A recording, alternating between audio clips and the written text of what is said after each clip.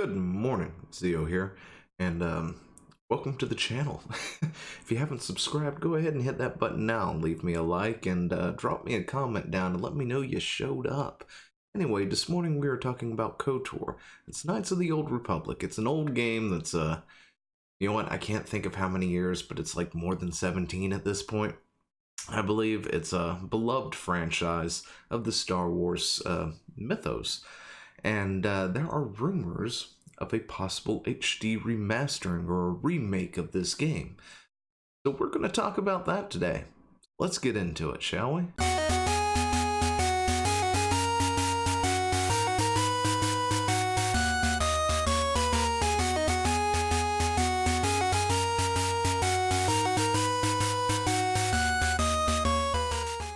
But before we get into it, I want to go ahead and, send out a thank you to those over at the Grillcast, I believe is how it is. Anyway, because I happened to stumble across this video is the only reason I even know that this thing is in the works, apparently. Their link, of course, will be in the description with all other sources, because anytime I talk about something, if it spawns from a particular tweet or something, I usually link that down in the description down below, so you can go check it out.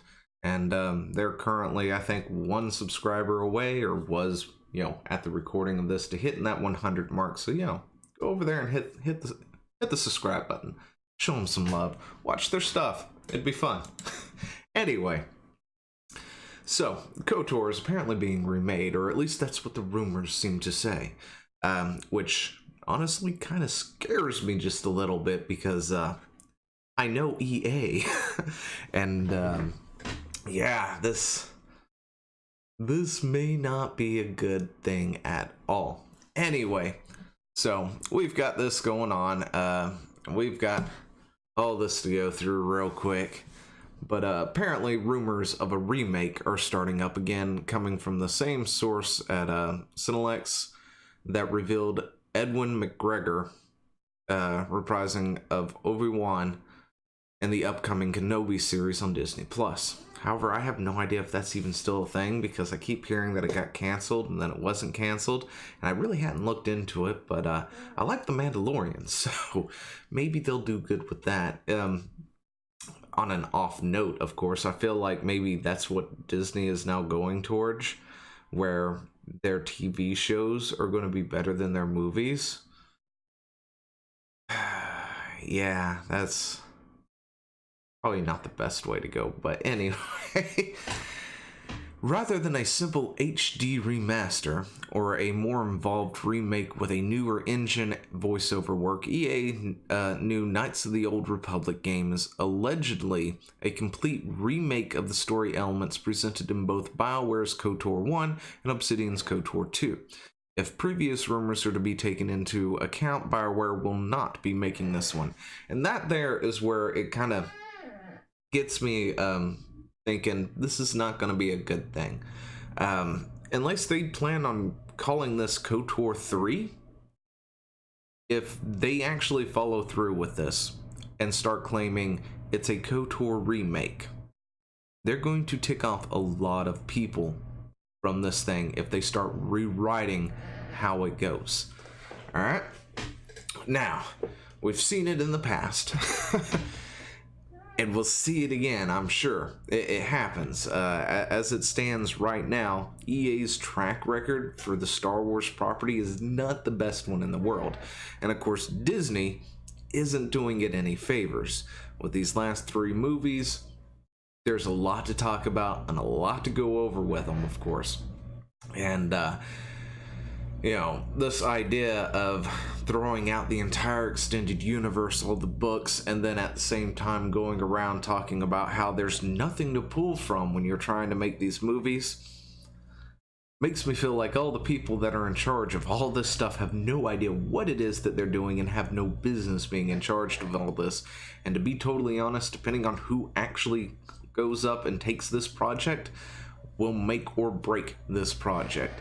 Now, we're talking about how EA doesn't have the best track record, right? We can go back and look at Battlefront 1, Battlefront 2. Not very good, for various reasons. We did talk about this back when it happened, of course, between the microtransactions and the fact that everything was just centered around just that and the ludicrous grinds and everything else that they had packed into this game that caused essentially a complete consumer revolt of the game.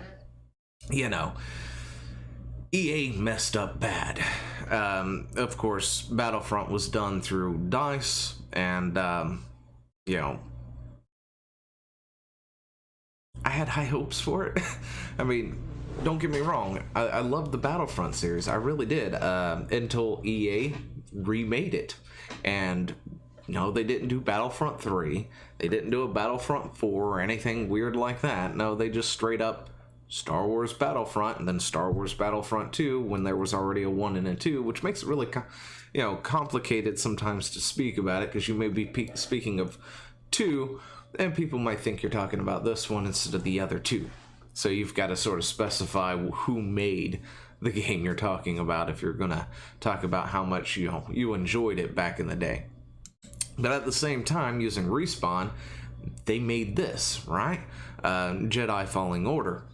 Very good game, sort of slow, Dark Soulsy, places to visit, explore, go back and re-explore, a single player game after, a certain person out there pretty much from a certain company came out and said, we're not making single player games anymore because nobody wants single player games. Everybody wants multiplayer. So even if we do have a single player game, we're going to tack multiplayer into there and monetize it somehow, kind of deal. And then this game happened and it sold a lot, did really well. The reviews were really great. There wasn't a whole lot in, the normal EA practices. Not in this game, which is a nice breath of fresh air. So like I said, depending on the developer who actually goes out and does the game is going to probably make or break another KOTOR if it happens. Another game I really enjoy, of course, is SOTOR, which takes a lot of things from KOTOR. That's not really that bad of a game. I know a lot of people don't like it, but there's also a lot of people who do like it. But it really isn't that bad of a game either. The difference is, of course, it's an MMO variant of what we've had in the past. But now, like I said, the developer is probably going to make or break whether or not a KOTOR happens. And if they're going to use the KOTOR name, they need to make, sort of a sequel to the other 2, instead of just redoing those 2, smashing them into one game and calling it a day. Because there's no sense in doing that whatsoever unless you really want to tick off a lot of your older fans. Because, believe it or not, I'd say a lot of those people still play games. If not, they're probably going to pick this up just for the nostalgia, to then be brutally slapped across the face when they find out it is not what they originally, were playing or whatever. Even though it looks nicer, it's just not the same thing. So, when it comes to that sort of thing, it's sort of a give and take. You're going to tick off somebody because you're either going to tick off the newer fans or you're going to tick off the older fans. And I guess it depends on how many slots they really fill, throughout the whole time to, whether or not it's going to sell. But, let's see. Let's go on real quick. The reality might worry some fans of the old canon, as it means reworking an untold number of story elements to fit with a current canon that is being developed by Disney and Lucasfilm, which makes no sense. But we'll get into that. It's entirely likely that parts of the story are being reworked in order to fit more cohesively together with the upcoming series of films of Star Wars universe, which are not being developed in a more traditional format. Instead, Project Lumious, as it was once known as, is an overarching series of projected designs to tell a greater narrative, and it's made up of a number of movies, games, books, and media. Alright, now, the reason KOTOR exists, alright? This is the real simple reason to why it exists. Company A was approached and said, hey, can you make a Star Wars game? Company A said, yeah, sure. However, we don't want to be constrained to your current universe. We would like to do something different and have, creative control.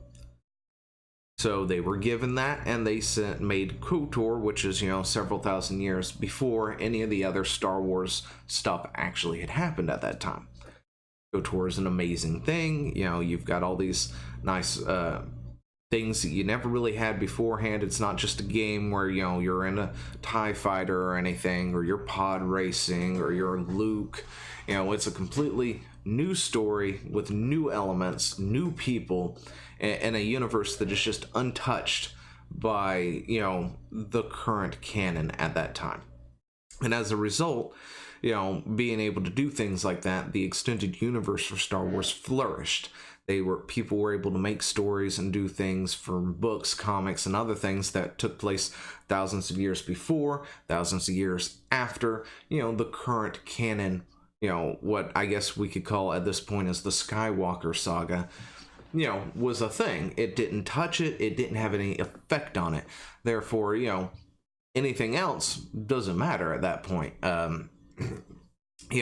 There's no reason to retell or redo a story to fit a particular, canon, because it technically doesn't exist. That's another reason why I mentioned SOTOR for a second, is because I like that, with all the story elements and everything else.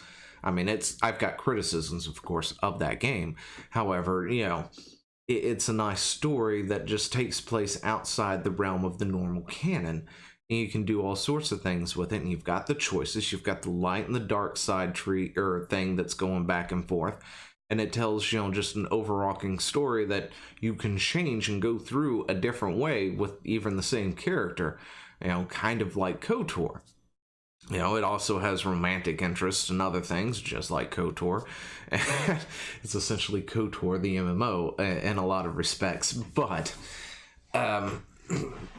reworking the entire game itself, or a lot of the story elements to fit a canon that technically doesn't exist yet, I find to be a little bit, ridiculous. Now, this idea of making multiple movies, books, and other things to expand this, canon that, they used to have, but decided to throw it out with the baby in the bathwater and all that good jazz, they want to rebuild that canon. And I can see that if they want to rebuild that canon, they want to make little one-shot stories, whether they're TV shows or movies or books or whatever. Yeah, sure, that's fine. And then making a new KOTOR, but, keeping it separate from the rest of the other two games and having that sort of fall in line with a particular movie or medium, okay, that's fine too. Especially if they decide they're going to make a movie based on it, and then they want to make the game similar to the movie or to take place after the movie or something in that nature. I hope it's not to, just the movie itself, because we've seen how movie games work. They don't typically go over too well.